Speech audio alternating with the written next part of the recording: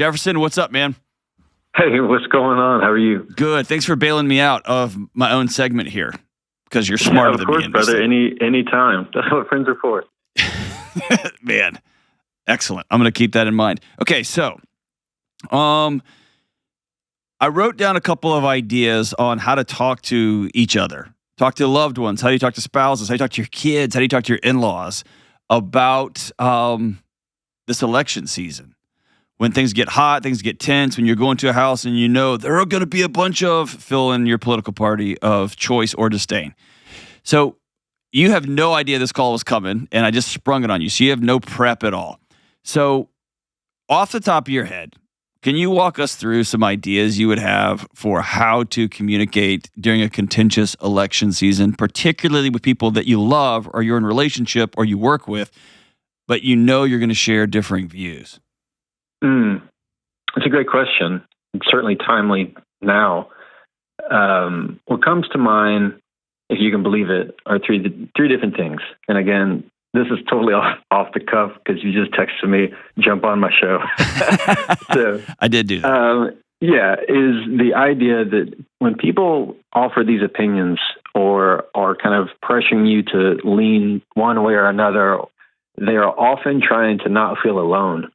They're wanting to get you to gauge that you are with them on their side, that you are aligned in their kind of view, because in that moment, they want to feel like they're with someone and they want to feel like they're on the right, one-page mindset. But that doesn't mean that you have to be. Often, they just want to be heard. Don't you think, John? I mean, most of the time, they just want to feel like somebody is hearing them out. So when you get those kind of statements, you want to stay, one, is like neutral as possible. It doesn't mean that, where you can really go down easily is when you just comment on their opinion of how dumb it is. That's the dumbest thing I've ever heard. That's the stupidest thing I've ever heard. Yeah. I can't believe you don't actually think that, do you? As soon as you start to throw those kind of barbs, then that hits that trigger of their own autonomy and embarrassment, of feeling of credibility, and then it's just going to get defensive and go in a terrible place really, really quickly. But when you say neutral things like, well, that's helpful to know. Yeah, well, maybe so. Well, it seems like that's really important to you. I appreciate that.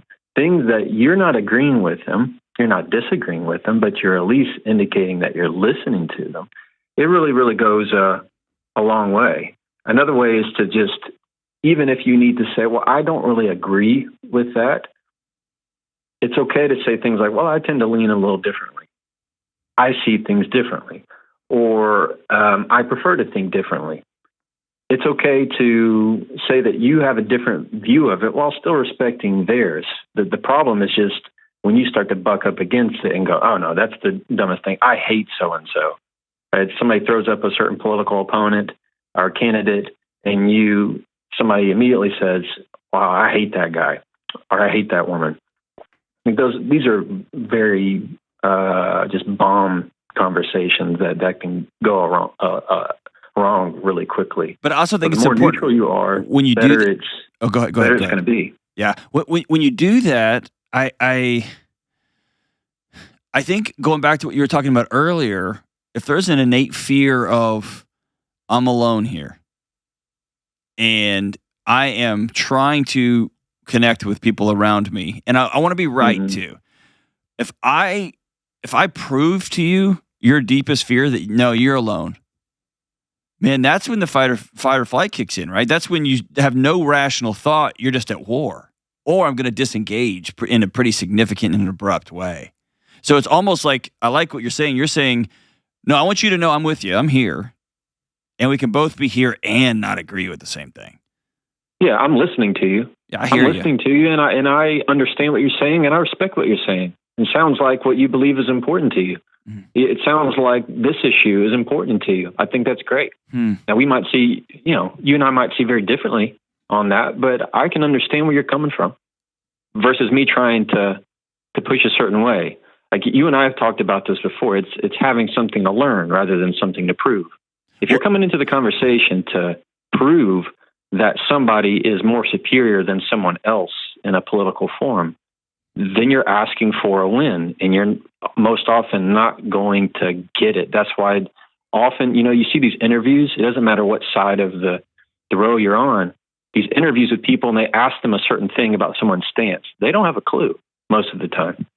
Or they ask, what's your favorite policy or something, and they just don't know why they believe the way they believe. They just know they identify with that person on a different level. Maybe it's because it reminds them of their a family member, or it means something to them in a way that you'll never really understand. And so if you only come at it of a textbook, no, you call the offense, I call the defense, you're often going to get into a situation where you're confused saying, what happened? When they're not even on the same wavelength. You're not even on the same channel. So even when you are saying something as simple as starting your sentence with, I'm not looking to have an argument about this. Or go, oh, no, I don't have an argument either. Or I'm not looking really to think differently on it, but I do like how you believe very strongly what you believe. Bam. They're not where are they going to get upset with you about there? Yeah. So often, even if you say, I'm not looking, like going into a store and just saying, I'm just browsing, I'm not really looking to get anything. It's okay to be like that in certain conversations, as long as you're not trying to prove them to be somebody that is not intelligent. Well, and that goes back to understanding innately that when we're talking to somebody, just because you have a different thought than somebody or you're looking with a different lens does not mean you're smarter. Oh, yeah. And I love that, like, some folks vote for character. Like, I don't care what this person's policies are. They never lie. Or some people, like, I could care less, dude. They're going to go do their things, live their life. I love the but you're trying to answer the same question and you're wearing 2 different sets of glasses or 5 different sets of glasses, right? So yeah. You're not smarter than me. We're just different on this. Exactly. And another way to think about it, too, is that when you're asking somebody to change their mind or when you're trying to tell somebody that they're wrong, well, you're often not trying to tell them that only they're wrong. You're saying their family member's wrong, their dad's wrong, their church grandmother's wrong. Yeah. The people, their church is wrong. I mean, you say you're trying to say a million different ways all the things that have made them up, made what they're made of over time, and what they've been told their whole life is wrong. And you think that one conversation you're going to have with them is just going to magically and miraculously get them to open their eyes to make it see your way of thinking? That's not going to happen. Not certainly in one conversation. Not even in multiple. It's much deeper than that. I've never seen somebody change their mind absent relationship. Oh yeah, I think that's a great way of putting it, or some way of connection with someone. Right. And it could be in the weirdest way. I mean, if you see some candidate criticize or insult the other, some people like that. Some people just go, I like that person spoke their mind. Yeah. There's nothing wrong with that in and of itself. It's not what I'm into, but that might be what they're into. So you can't expect that all go out the same way. What do you have to say for the person who, and I think to some degree, all of us have a little bit of this in us, some more than others, some a lot more than others. The drama addict. The drama addict? Yeah, I call it the Dawson's Creek effect, like where everything feels like a soap opera. But actually we're talking about lineages and people's lives. And it's like if I'm not enraged by something or if I don't have some sort of angst about something, then I don't feel alive. Yeah, you got to be careful of those type of people because they can just be a vacuum of all things emotion and attention in your life. Often I find when there's some kind of drama or there's a dramatic conversation and it feels like drama in that moment, the best thing you can do is try and have a conversation with them outside. When I'm like, if something's going to happen, I will typically tell someone, hey, let's go take a walk. Let's just walk talk while we're walking. And even if it's to go make a lap to a certain bench that's over at a nearby park or something, it just opens your eyes to, what are we doing? That sense of what's important and what's not in your life. And often the drama that is the drama of the day is not the drama of tomorrow. So it's just a continuous news cycle that you have to be really careful and have discernment about it and keep it at an arm's length, because these type of behaviors, as you know, they can, especially for people pleasers, you just become a crutch for those types. You become, they consume you in a way. Yeah, so there gets to be that awkward dance that gets pretty intense this time of year, where there's a drama addict who finds a people pleaser, and it just becomes like a very parasitic relationship. But they keep going back to each other, right? Because the people pleaser has somebody to prop up, and the drama king has somebody to absorb, right? It just kind of gets in this loop-de-loop. Yeah. Go ahead. I was going to say, and there's also that element of like herd mentality when it comes to this time of the political season. Of it often revolves around where you live and the environment and culture of where you physically are and what you are exposed to.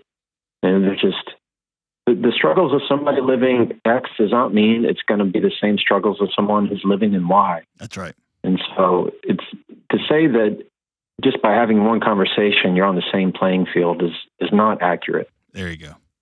And it's not won or lost with a gotcha. No one ever changes their heart and mind on a gotcha. Yeah, because it's hard to find certain things that are not taken out of context. Right. It's kind of, my dad would tell me early on, no, my grandfather would tell me, if I had something, he'd say, well, were you there? And I'd say, no. He said, well, you might want to go talk to him. Yeah. That was kind of, it didn't matter if what I thought it was a reputable source. His always question was, well, were you there? And that always kind of brought me back to, well, no, I actually wasn't. So I don't know how somebody with their facial expression looked like. I don't know what they were stressed out over at that time. So it's easy to play the phone game of things being taken out of context so much that all you're getting is whispers. And it's a scary place if just a little bit of a mention of one side of a context is enough to throw somebody full scale into a defensive mode and in words of negativity rather than positivity. Man, that feels like the world we're in right now. Last thing here. So this is just me having kind of a pity party for myself, but I realized I have not seen, and again, I'm not a huge social media guy. I don't live there like all day, every day, and I don't watch the news very much, if at all. But I noticed that I haven't seen anybody post anything about the upcoming presidential election with any sort of curiosity, meaning with any sort of, I'm weighing the merits here. Now we have a new candidate all of a sudden. This candidate says this one's actually proposing this. I haven't seen a single instance of that. I've just seen grenades and mortar shells. And so the thought that popped into my head was, hey, if you've already made up your mind, turn all this off. Right? You're just choosing to make yourself bananas. If you already know there's not a shadow of a doubt I'm voting for the other candidate. I've got my candidate. Okay, well, cool. You don't need to watch anything else. It's already over. Right? It's like I have a bad habit of watching an Astros game, watching it end, and then immediately going to ESPN to watch the highlights of the game I just watched. It's like I already know how it ends, right? And so there's got to be something to, and if you already know, back out. Go live your life. Go play with your kids. Go mow your lawn. Go plant a garden. Go feed the homeless. Go do something productive to add to the positivity in the world. Don't just keep coming back in the sewer. You've already done your work in the sewer. You already know you're voting for. Let's move on with our day. Does that sound right, or am I wrong there? I don't think you're wrong. I would tweak it. Now, there is an exception in my mind for informed thought, meaning, yes, you can have your favorite. That's fine. But I do think, and just as a matter of civility, that you can continue to stay updated on who you think should be and who you should not think should be, and all the wonderful American freedoms of free speech, and then say what they want to say. Now, if that's what they want to worry themselves about, and if that's what they want to get themselves worked up about, then let them. But I wouldn't be surprised at this notion that you're saying of, I don't see anybody approaching this with curiosity. Well, in my mind, John, it's because the people who say the loudest are often the ones on the farthest extremes. That's true. So That's true. if you see like a stadium full of people, right? The ones who get the most attention are the ones who yell the loudest. No Everybody shirts else and they're is pretty much just at a murmur. So yeah. when somebody just yells and throws the artillery shell, that's the one who gets that attention. And sometimes that's the most attention that person is ever going to get in their life. Mm-hmm. And so often it is these political seasons where they can say the craziest things or make the harshest statements, because this is the time where they feel like they can get the most amount of self-gratification, self-importance, of who they are, that they matter. Yeah. And often, if it's the people on farther sides screaming, it's the people in the middle that are relatively saying, hey, overall, life's okay. Most people, they don't know who the representative is. They don't know who their mayor is. That's right. I mean, they just, because the mayor doesn't pay the bills. Right. They're trying to pay their light bill. Yeah. They're not the ones having to buy their gas. I mean, it's day to day. They're not the ones who are having to make sure they balance dentist appointments with kids and schedules and what theme day is it at their school, So it just kind of becomes, there's only so much you can really care about in that exact moment. And if that's what they choose to care about, then that's what it means for them to feel important and feel like they've said something and they matter. Now, that doesn't mean it's my taste, doesn't mean it's your taste, but it doesn't mean we have to participate. I am totally good with someone who's feeling like they want to continue some amount of informed thought on it. I love that. Man, you're the man, dude. Jefferson, thank you for letting me text you and you making it happen, hopping on the call with me, dude. I'm really, really grateful. And I know you got a new book coming out, and I cannot wait to get my hands on an early copy. And that's me dropping a hint there. Send it my way. Hey, Jefferson, you're the man. Appreciate you. And we'll link to Jefferson's, because he needs the help, to his millions and millions and millions and millions and millions of followers. And you can see why, because he's one of the wisest, kindest people that I know. Thanks so much, Jefferson. Everybody, do the best you can to be people of civility. I know it's the most important election ever, which is what they said last time and the time before that and the time before that. But